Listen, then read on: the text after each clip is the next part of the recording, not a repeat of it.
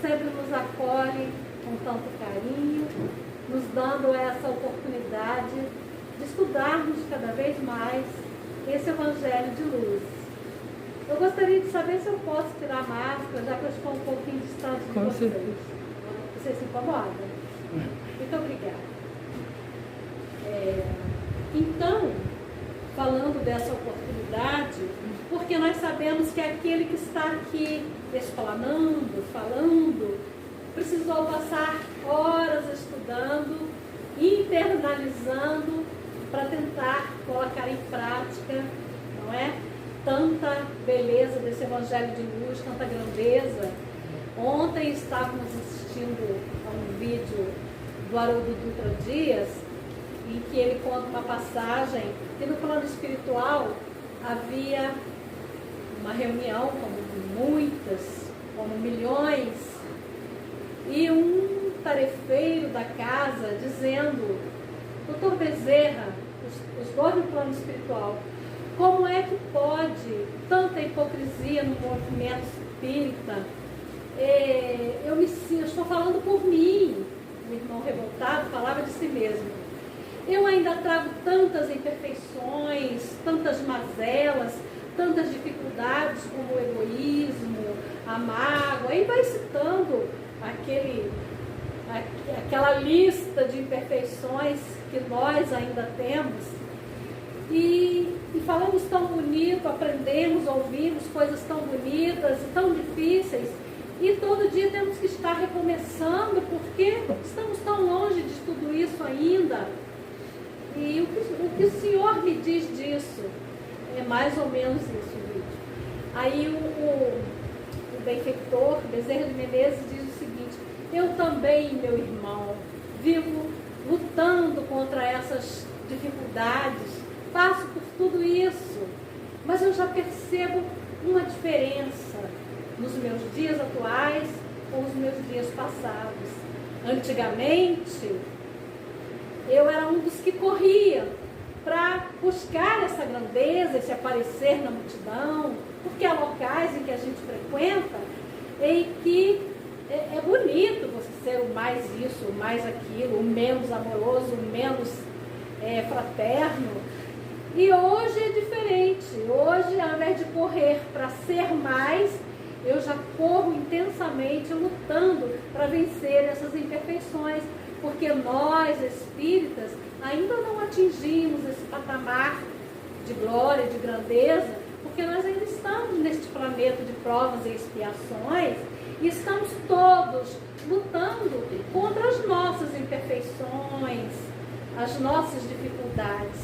E eu gostei muito de ouvir e assistir esse vídeo, porque quantas vezes nos perguntamos: meu Deus, o que eu vou falar lá, o que eu vou fazer lá, diante de tanta coisa bonita que é exposta, que os irmãos da espiritualidade maior trazem para nós, e a gente ainda se vê tão pequeno, tendo que recomeçar todo dia. Então, para nós, a diferença hoje já reconhecemos e lutamos todo dia para buscar uma melhoria nossa, não do irmão, não do outro, mas nossa, para que a gente possa ser uma gotinha de luz, uma pontinha de esperança por onde passarmos. Espero que tenham gostado da mensagem do Bezerra de Menezes, porque hoje nós vamos falar daquela passagem em que Jesus é levado a Pilatos, sendo acusado de rei dos judeus. E Pilatos, o representante do poderio terreno, alguém que o julgaria, pergunta: tu és rei dos judeus? E o que ele diz? Tu o dizes. E se o meu reino fosse deste mundo, mas o meu reino não é deste mundo. Se o meu reino fosse deste mundo, a minha gente houvera trabalhado, lutado para que eu não fosse entregue na mão dos judeus, dos próprios judeus. Então, o meu reino ainda não é aqui. Essa palavra ainda tem um significado grandioso. Toda a mensagem tem, mas ainda. Por quê? Porque um dia nós, aqui no planeta Terra, nos outros mundos habitados aos quais pertenceremos, um dia estaremos tão distantes do orgulho, da ganância, do egoísmo, do querer mais para nós mesmos, das nossas imperfeições, estaremos tão mais próximos de tudo isso que o Mestre veio nos trazer e faremos o quê? Estaremos então mais próximos desse reinado dele, que tem a ver com o crescimento, o poderio espiritual na Terra, não é? Então, Joana de Ângeles, no livro O Evangelho à Luz da Psicologia Profunda, traz para nós uma orientação de como era a época em que Jesus estava sendo julgado. E ela diz que naquela época e também nos tempos atuais, homens e mulheres guiados pela sombra coletiva, sombra que reina no nosso planeta de provas e expiações, onde aqui estamos para aproveitar a oportunidade de crescimento, de aprendizado, esses homens e mulheres com sentimentos, ações e evolução bem semelhantes, sempre lutaram e viveram em constantes disputas pelo poder, na política, na religião, na ciência, sempre. E observamos isso nos dias atuais, não é? Essa nossa busca. E por que ocorre tanto essa luta? Porque nós reencarnamos. Quem são os governantes, o povo de hoje? Quem somos? Os mesmos que estamos tendo tantas oportunidades reencarnatórias e trazemos lá no nosso íntimo, nesse espírito que somos, imortal, nesse espírito que é a essência de todos nós, ainda aquelas mazelas da competição, do querer a coisa em nosso benefício ou em benefício dos nossos grupinhos, com relação a tudo, política, religião, etc, etc, etc. Então, nessas disputas, nessa busca, não víamos aquela época, e hoje quase não pensamos nisso, que é um poder transitório, dura somente enquanto estamos cumprindo aquela etapa, aquela existência, não é? E àquela época, em frustrações, num vazio existencial, tormentosas ambições desmedidas. Então, quando nós somos muito fanáticos naquilo que seguimos, que acreditamos, que buscamos, em qualquer campo do conhecimento humano, isso não nos garante felicidade, como não garantia aos reis da época saúde, bem-estar, paz espiritual. Todos eles chegaram ao ponto da velhice, da morte, da doença.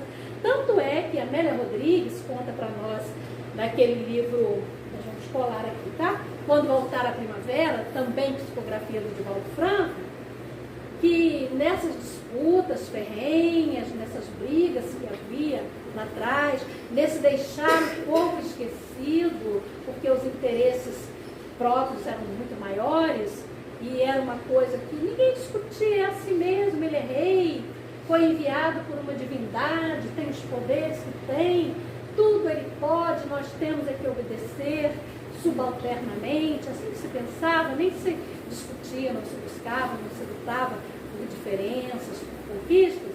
Então, ela diz que os súditos viviam em fome, doenças, excesso de trabalho, num estado de sofrimento, de mal-estar, de abandono imensos. Mas nada daquele poderio, daquelas roupas exuberantes, daquela luxúria, dava àqueles reis e rainhas tão poderosos essa paz que nós buscamos, essa consciência tranquila no agir, não é? Então, apesar de tanto conforto material, muitos buscaram ou viviam em situações críticas. E ela cita como exemplo Marco Antônio, que chegou a suicidar-se porque porque não queria, para evitar humilhar-se diante de um rei mais poderoso que ele. Com todo o poder, Filipe I chegou a uma doença em que seu corpo exalava mau cheiro. E ela vai citando vários exemplos de tão poderosos materialmente ou superiormente falando nas questões de estar acima do povo, que passaram por situações deprimentes, sofríveis. Cita também Catarina de Médici, que desencadeou terrível matança religiosa. Fala de Isabel I, que engrandeceu o poder com mãos de ferro. E segundo Amélia Rodrigues, nos seus últimos instantes de vida, ela queria um pouquinho mais de tempo para estar aqui encarnada, e a morte vinha buscar-lhe num sofrimento imenso. Ela que jamais cedera, ouvira aos seus súditos, aqueles que estavam próximos dela, trabalhando com ela e por ela. Então vem contando uma série de dificuldades para dizer que o poder terreno é uma coisa passageira. O poder terreno não nos dá a paz, o conhecimento, o crescimento espiritual, o crescimento moral trazido pelo Mestre Jesus em sua realeza, que nós falaremos daqui a pouquinho, a nos dar essa felicidade já aqui na nossa existência atual e para levarmos na continuação da nossa existência no plano espiritual.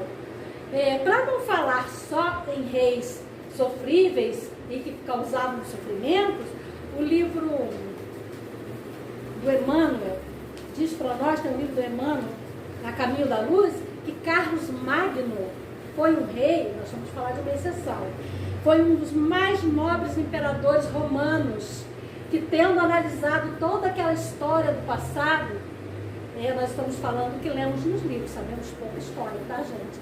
E se tiver um professor de história, me ajude, me corrija. Mas ele foi um grande imperador tentando trazer ao povo de Roma o progresso, acabar com aqueles desmandos. Então havia alguns reis terrenos preocupados com esse crescimento, com esse progresso, não é?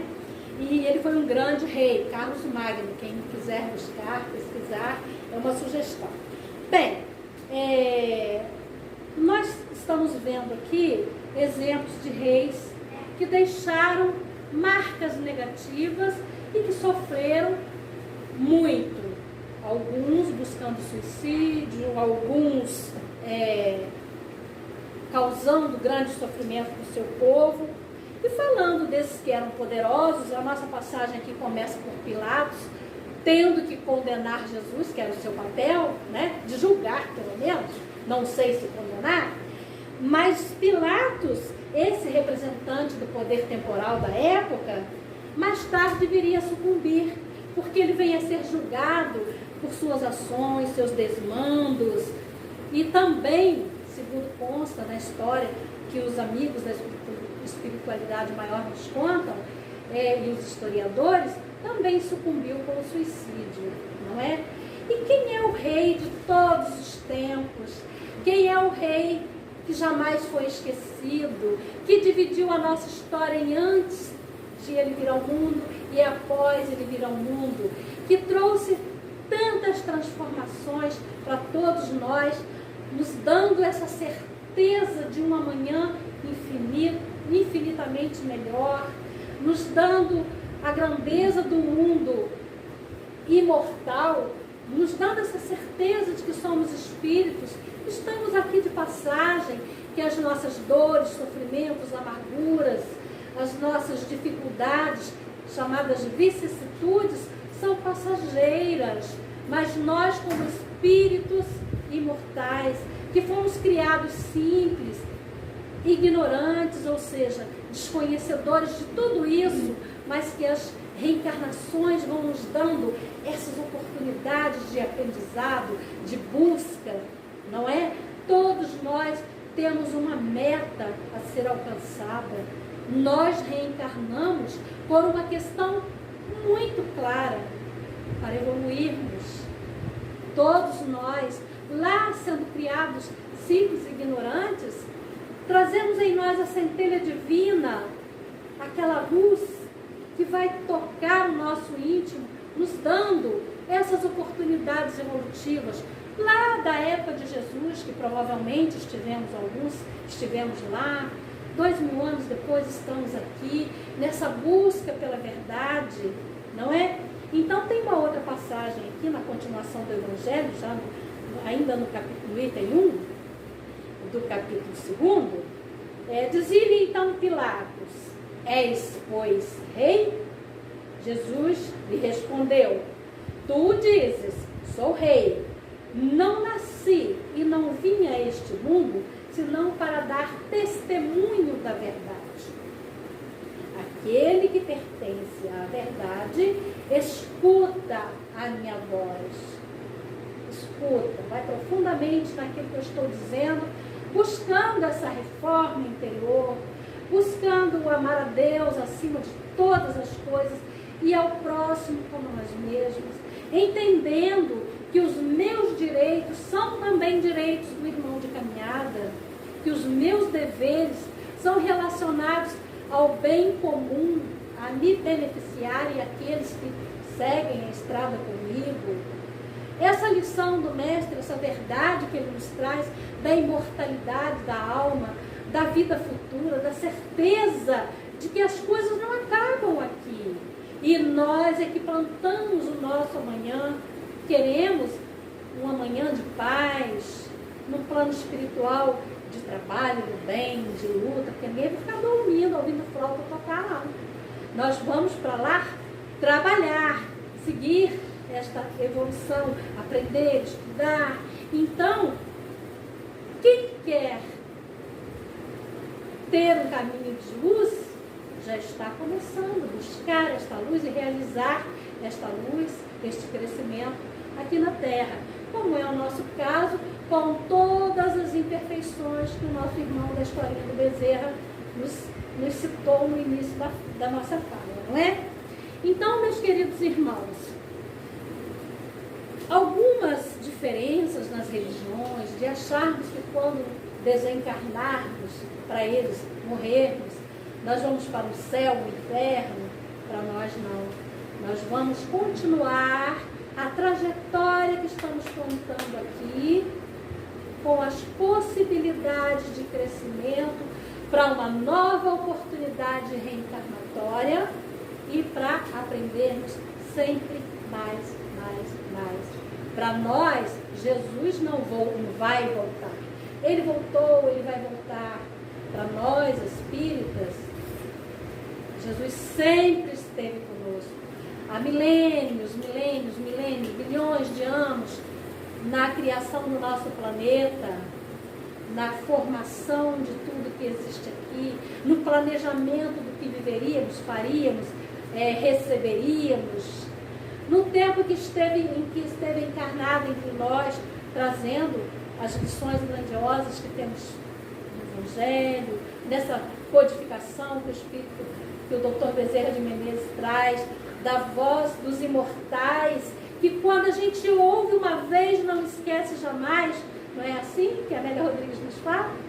Eles trazem para nós essa certeza, porque eles já estiveram aqui como nós estamos, encarnados, e continuam no plano espiritual a nos dar essa esperança. Então Jesus sempre esteve antes de nós, esteve há 2000 anos, está nas lições do Evangelho, está e estará nos acolhendo no nosso tempo, com as dificuldades que temos, com o esforço que fazemos, com a vontade também de crescer, de aprender, de viver em busca do semelhante, de colocarmos nas nossas orações os irmãos que ainda estão um pouquinho atrás na caminhada, porque também esses irmãos que causam tantos tormentos, tantos sofrimentos, tantas amarguras para os outros irmãos de caminhada, também estão aqui para caminharem, para aprenderem, para receberem a conta-gotas, como nós temos recebido há milênios, esses ensinamentos que hoje nos trazem essa certeza de um mundo melhor, melhor, essa esperança de dias melhores, essa certeza de espíritos imortais melhorados a cada dia. Então vejamos, para nós, Jesus sempre esteve conosco. Ele não precisa voltar. Quando nós queremos Jesus, vê-lo, senti-lo, temos o Evangelho que nos leva até Ele, temos as boas ações, temos a nossa consciência que nos dita as leis divinas. Onde está escrita a lei divina? Na nossa consciência, não é? Qual é o modelo, guia mais perfeito que a humanidade tem a seguir? Jesus.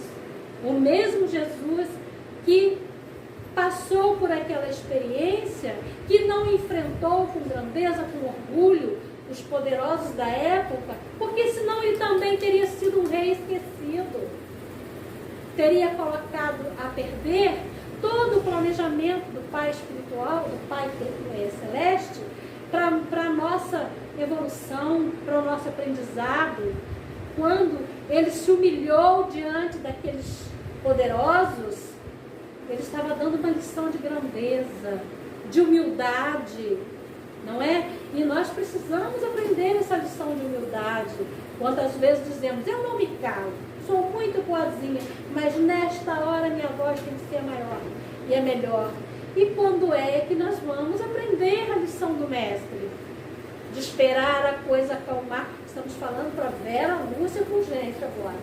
Esperar a coisa acalmar para tentar dialogar. Quando é que nós vamos olhar para aquele nosso irmão que estava atrás, criando problemas, está no distanciamento? Senhor, tem misericórdia, dai a ele o de que ele necessita. Eu não sou um juiz implacável para julgá-lo, para dizer que tem que ser. O Senhor sabe de todas as coisas.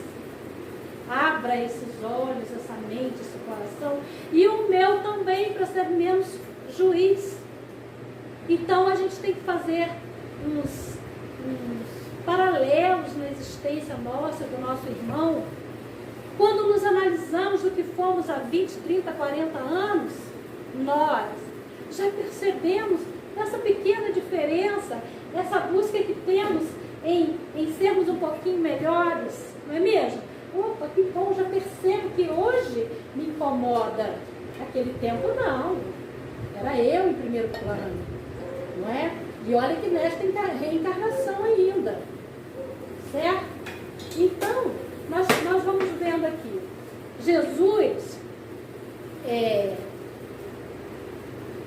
tem uma realeza duradoura, uma realeza para sempre. Não é a realeza terrena que é só por um período. E tem uma realeza, na outra passagem aqui do item 4, já que Jesus se diz não rei do planeta, daqui da Terra, deste mundo, não seria ele um rei também aqui na Terra? Assim que tem aquela passagem que a gente lê ali, né? Então, Kardec vai desenvolvendo o tema para a gente e diz o seguinte: aqui na Terra, além desses reis que é por herança, né, por ganância, por briga, por direito, por isso, por aquilo, tem os reis que são por merecimento no conhecimento, rei dos filósofos, rei na poesia, rei na ciência tal, rei do futebol, rei disso, rei daquilo, porque é um mérito da pessoa e é escolhido por esse mérito, né? Qual é o mérito de Jesus? Ser um ser divino, nosso irmão maior, trazido por Deus. Então nós o escolhemos com orientação da espiritualidade amiga, escolhemos, não é? Para ser o nosso modelo de vida. No livro A Caminho da Luz, Emmanuel nos diz que ele é o governador do planeta Terra. Então ele é um rei escolhido por Deus para nos governar e por nós que entendemos isso. Então ele tem um poder duradouro. Há reis e trouxeram o progresso da humanidade, porque eu pensava assim, hoje eu penso diferente, porque os ensinamentos foram chegando. E os ensinamentos espirituais, morais de Jesus não estão nos transformando em seres cada vez melhores, trazendo-nos essa certeza, essa esperança desse mundo melhor? Então Jesus também é o rei mais poderoso do que qualquer poderoso da terra, porque o poder dele é infinito, é para sempre, e plantado em nosso coração, em nossa mente, em nossa razão.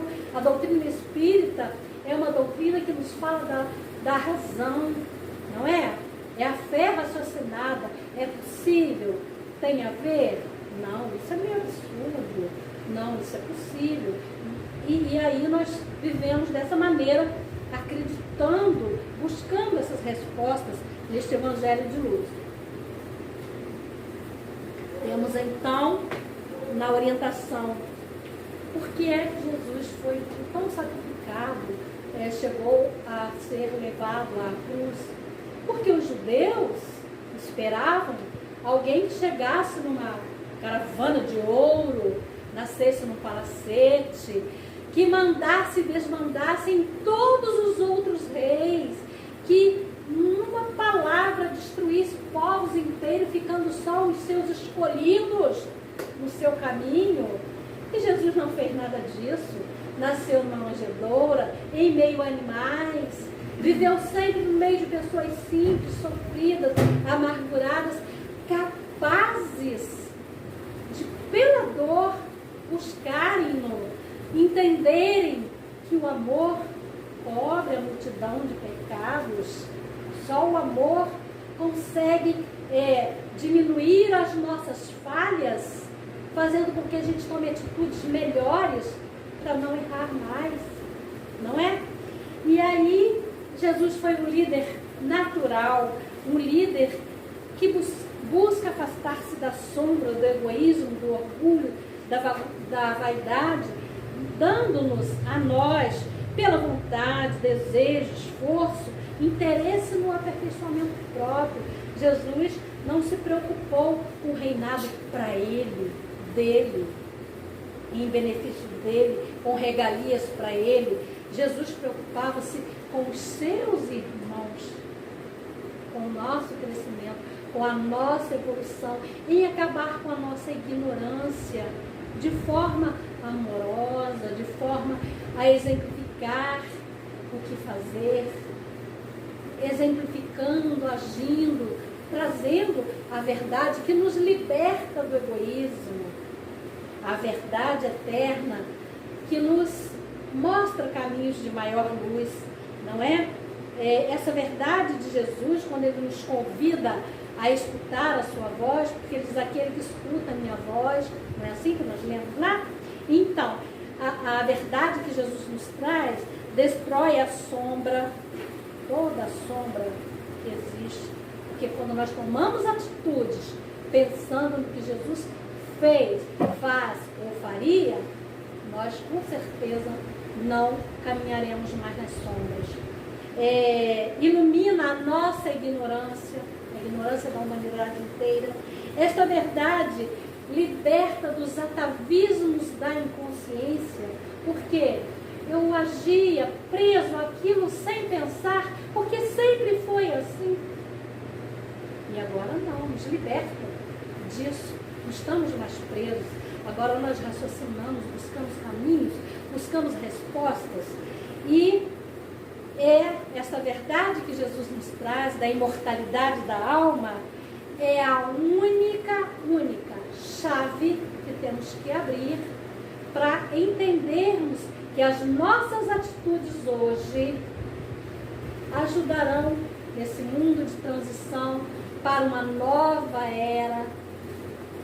Essa verdade nos liberta da ignorância, da sombra, do atraso e nos faz ser pessoas e espíritos capazes de agirmos no bem, de sermos mais úteis a nós mesmos e à humanidade inteira.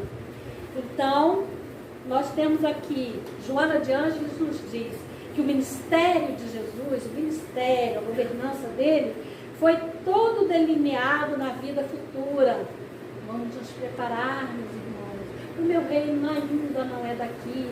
Haverá um dia que, com menos egoísmo nenhum, o mundo será melhor, não é?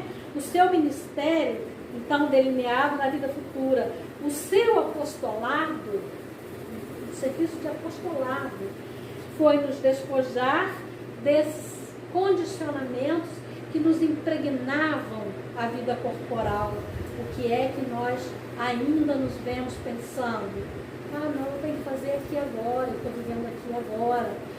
Temos sim que valorizar a nossa vida presente, o corpo que temos, as oportunidades que recebemos nessa existência, lutar para termos uma vida digna, melhorarmos o ambiente em que estamos. Tudo isso é justo e por isso estamos aqui, porque de alguma forma estamos também promovendo o progresso desse ambiente, de tudo que está à nossa volta. Mas jamais podemos nos esquecer da vida imortal, das nossas ações hoje, que trarão consequências no amanhã. É aquela história de plantar a semente. Qual semente eu quero plantar? Do bem, do amor, da compreensão, da fraternidade, do não egoísmo, do não orgulho? Então eu colherei esse resultado maravilhoso, não é? O significado de sua vida, então, todo se prende à existência da vida futura.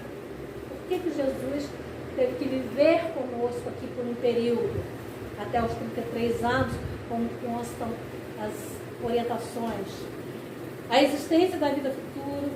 Outro significado de sua vida, erguer a humanidade do primarismo, daquelas coisas a que éramos presos, ao nosso atraso espiritual, não é?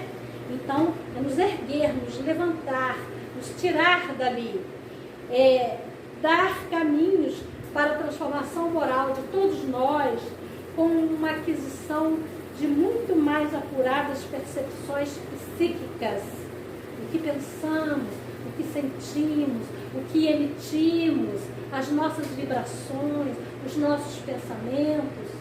Tudo isso tem a ver com essa existência de Jesus que veio para nos transformar, não é? Nos ajudar.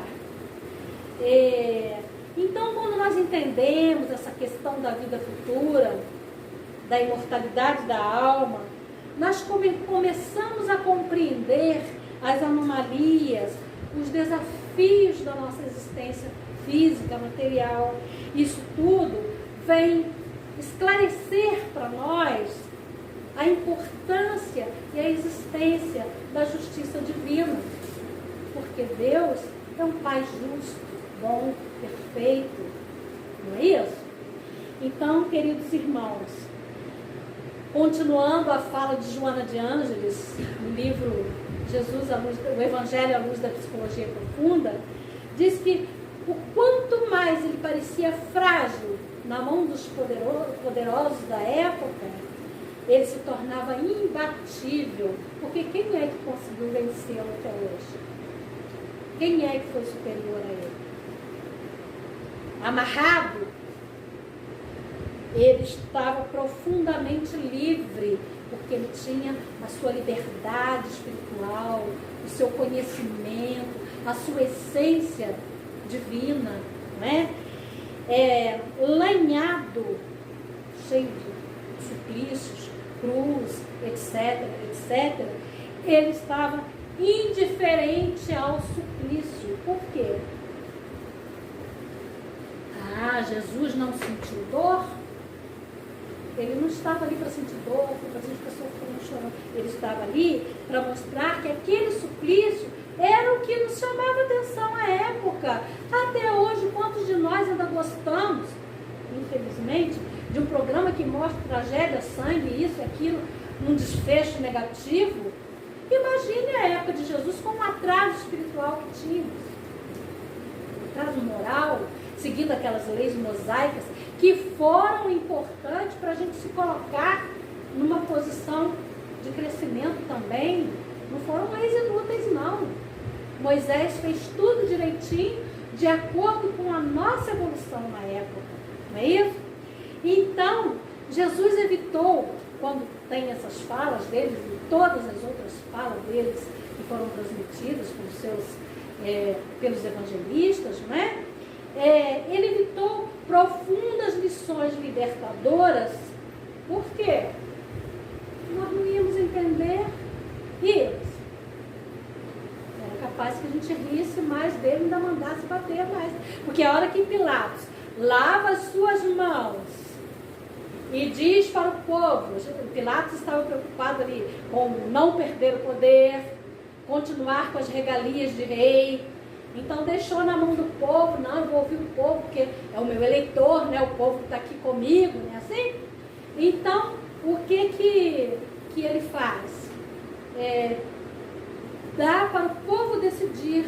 Então, porque ele já tinha percebido a inocência de Jesus, já tinha percebido que Jesus não estava ali para competir com ele com relação àquele poderio terreno.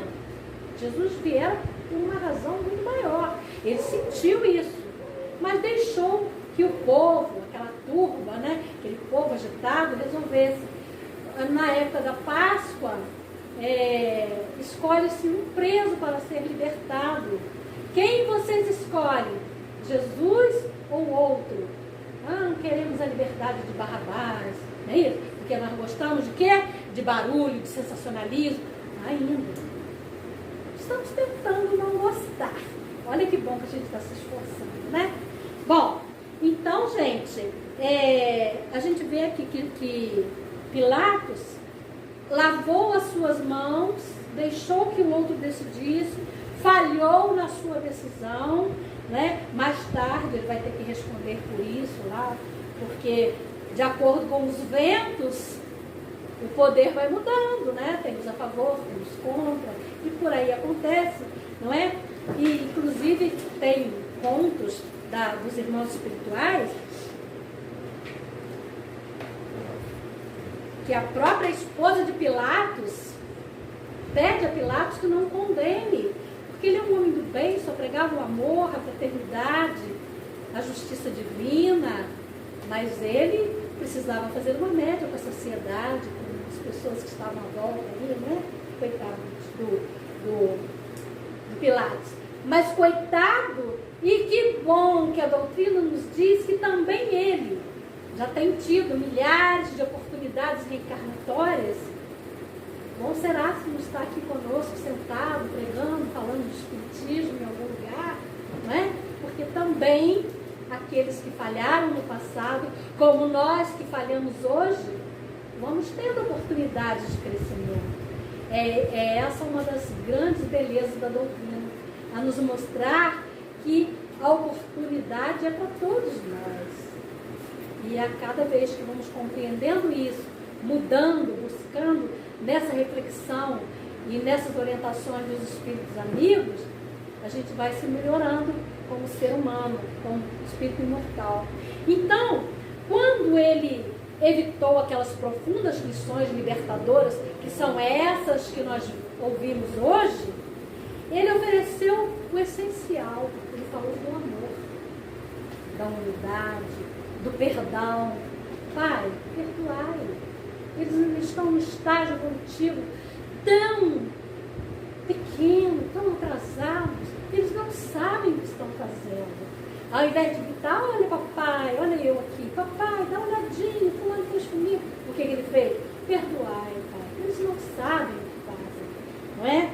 Então, ele estava nos preparando para o advento de uma nova era, que é a era dessa transição, dessa mudança, desse crescimento espiritual, e também, antes disso, nos trazendo pensamentos evolutivos para, há 100 e poucos anos, ser trazido o Consolador prometido para nós, que é essa doutrina codificada por Kardec, que nos fala tanto do amor de Jesus, dos exemplos que ele deu, porque Jesus era um rei, né, a realeza de Jesus, diferente, ele não se impunha, ele exemplificava, ele fazia, e aqueles que tivessem olhos de ver, ouvidos de ouvir, o seguiam, o seguimos, não é assim?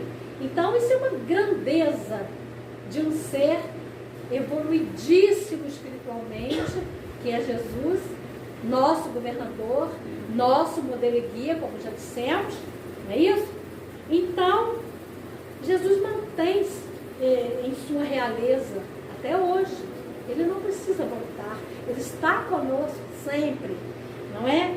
E ele nos aguarda no nosso tempo de compreendermos que temos que aprender o Evangelho, a apreender, colocar dentro de nós, aplicar. Porque a doutrina espírita é uma doutrina de transformação. Sempre falamos isso, porque ouvimos de um palestrante e achamos maravilhoso. A ação em movimento. Não adianta a gente saber que é ficar estagnado. Lembramos-nos de quando começamos a frequentar nossa casa espírita em Valença, passamos 20 e tantos anos sentados na cadeira, com medo de falar em público, com medo de fazer prece, com vergonha de dar opinião, com vergonha, estagnados, não tinha ação. Então foi preciso muito amadurecimento, compreensão, coragem de nos enxergarmos um ser falível, que pode recomeçar sim, que precisa recomeçar sim, para que a gente fizesse uma precezinha, uma prece maior, uma leiturinha em público, gaguejando. É assim, é devagarzinho. Eu me lembro, já contei isso aqui uma vez, que quando começamos a trabalhar nas reuniões no ESD, então nós éramos convidados a fazer a leitura da página inicial. Então eu parecia uma metralhadora, aquela pressa de acabar, me dava uma ansiedade, um medo de ler errado.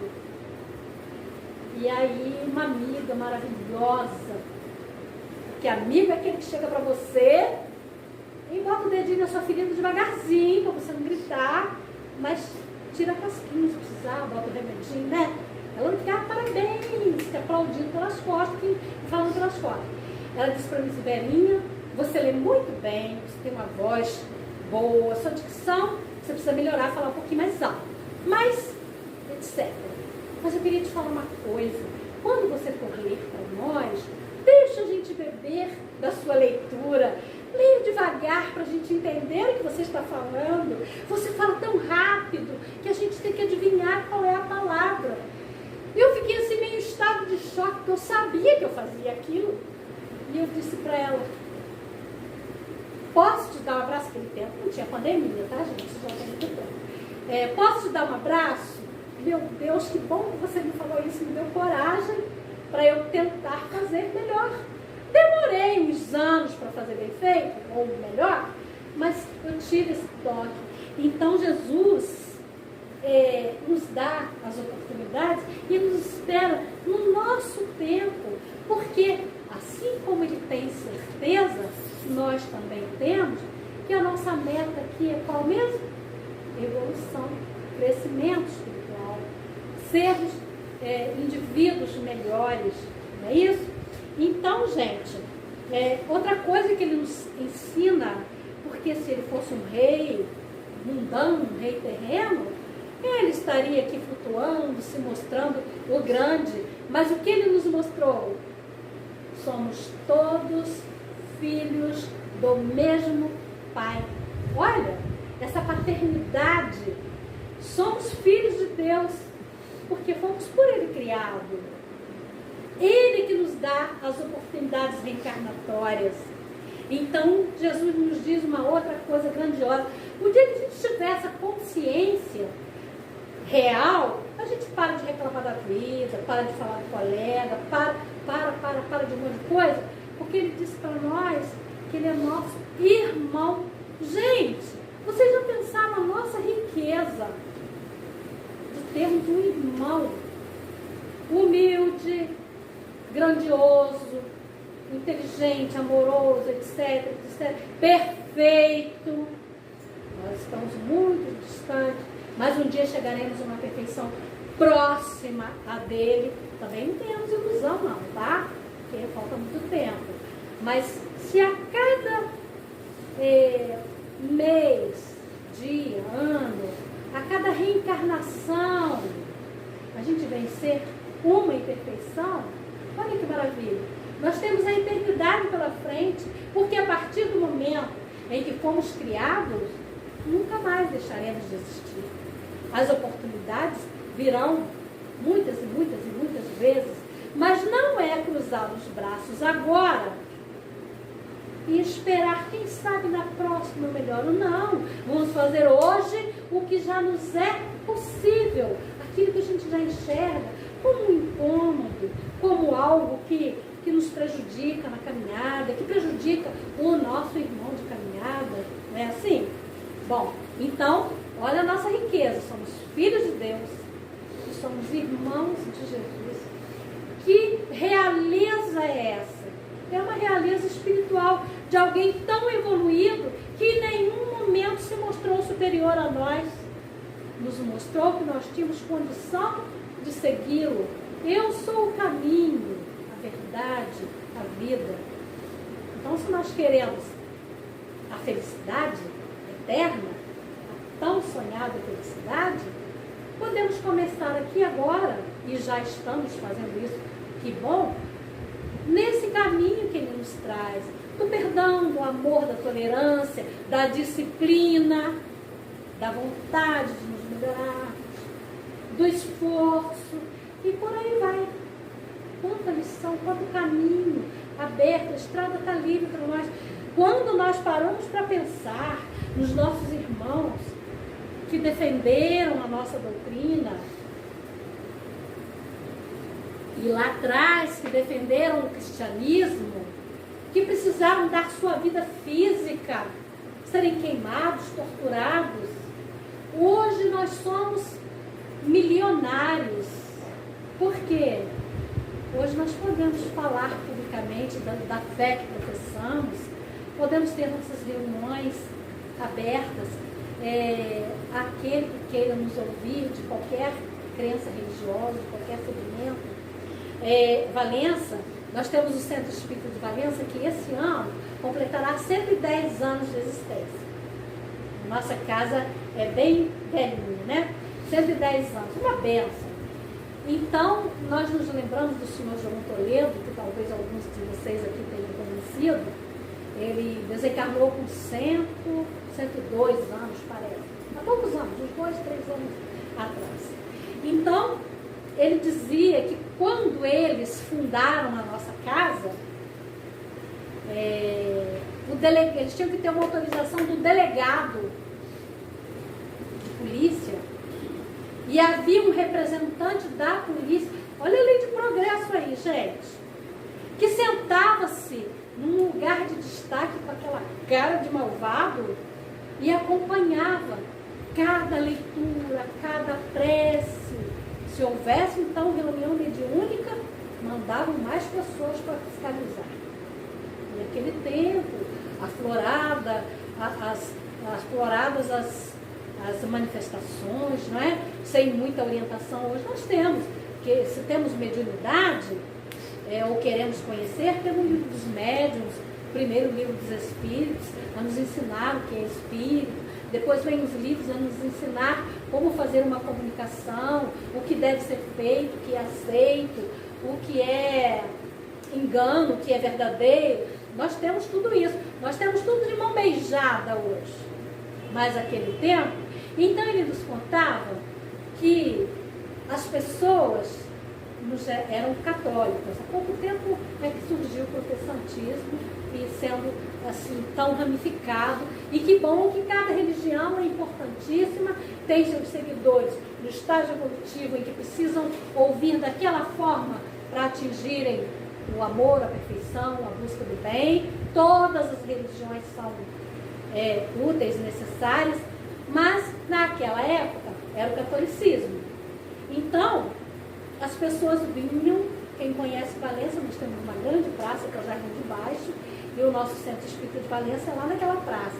As pessoas vinham até a prefeitura, que depois mudou, tem a prefeitura aí, tem um ponto lá, atravessavam a rua, passavam com o rosto virado lá para o lado do jardim, das casas lá de cima, de lado, de costa para o centro. Quando chegavam lá perto do hospital, atravessavam, mas não olhavam para aquele lugar horrível, aquele lugar em que se faziam coisas horrorosas.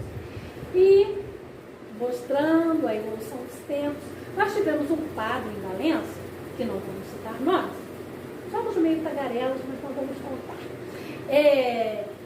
Católico, ajudou muito a população valenciana, nós tínhamos um grande respeito por ele, não está conosco mais, mas ele dizia assim, as pessoas chegavam para consultar, para serem ouvidas, para tipo o nosso atendimento fraterno, e ele dizia, olha, o seu caso não é aqui nessa igreja, procura ali embaixo, tal caminho, assim, tal, o Centro Espírita de Valença, porque o seu problema é espiritual e nós aqui não lidamos com isso.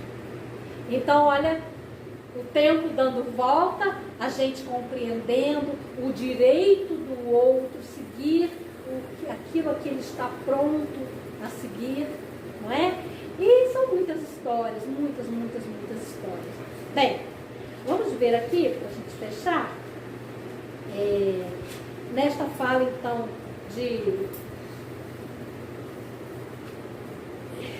Kardec, vai ficar essa pergunta que nós vamos deixar para vocês. Então, 2 minutinhos. A realeza moral, a realeza de Jesus, a moral espiritual, para nos falar dessa vida imortal, da vida futura, da verdade, do amor, da fraternidade, não é isso? Se prolonga e mantém o seu poder e governa, sobretudo, após a morte. Então, nós compreendemos que a realeza de Jesus tem tudo isso, não é? A morte física de Jesus, e nós aqui estamos. Sob esse aspecto, quando ele fala daqueles que ajudaram no progresso, que fizeram desenvolver o pensamento humano, Jesus também não tem feito isso conosco há 2 milênios? É a pergunta aqui de Kardec. Então, sobre esse aspecto de se manter após a morte, Jesus não é o mais poderoso rei do que os potentados da terra? Razão, pois, lhe assistia para dizer a Pilatos, conforme disse, sou rei, mas o meu reino ainda não é deste mundo. Quando nós ajudaremos a implantar esse reino de Jesus aqui na terra. Como espíritas, que bom que somos espíritas, questionadores da verdade, buscadores da fé raciocinada, estamos trabalhando para este reinado de Jesus aqui. Somos elementos que cuidamos dessa riqueza que Jesus nos trouxe, e que bom que a nossa resposta, a maioria delas, já é sim. E quando não é sim, qual é a nossa resposta? Estamos nos esforçando todo dia, porque a doutrina que Jesus nos traz, a verdade que Jesus nos traz, e essa doutrina espírita é uma doutrina transformadora, espera a nossa ação se movimentando para atingirmos a perfeição que nos é falada por Jesus, trazida por Jesus e certeza nossa. Todos somos criados para nos aperfeiçoarmos. Uma boa noite a todos. Vera Lúcia, pode fazer a prece? Pode fazer.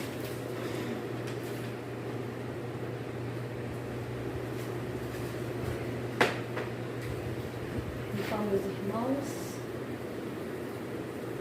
envolvidos por esta paz que aqui encontramos, pelo trabalho dos amigos espirituais que nos acolhem, nos orientam, nos guiam e nos ajudam a nos transformarmos em seres melhores.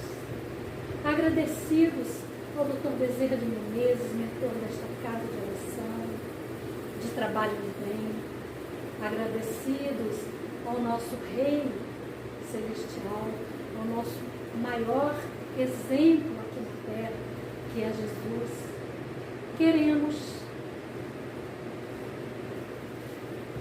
agradecer por todas as bênçãos que nos chegam, por todas as oportunidades que temos recebido, que temos buscado, por toda a situação de podermos estudar, entender esse Evangelho de amor e luz, por toda a nossa transformação já com relação ao nosso irmão de caminhada, ao nosso familiar, ao nosso desconhecido. Obrigada, Jesus. A verdade que você trouxe para nós toca fundo em nossos corações e nos ajuda a nos melhorarmos a cada dia. Sabemos, Jesus, que você não desiste de nós, que você espera por esse nosso progresso, por essa nossa evolução e compreende as nossas dificuldades, nos fortalecendo e nos dando o teu Evangelho de amor e luz para ser o nosso caminho, a nossa verdade e assim a nossa vida em direção ao futuro cada vez melhor. Esteja conosco, querido amigo.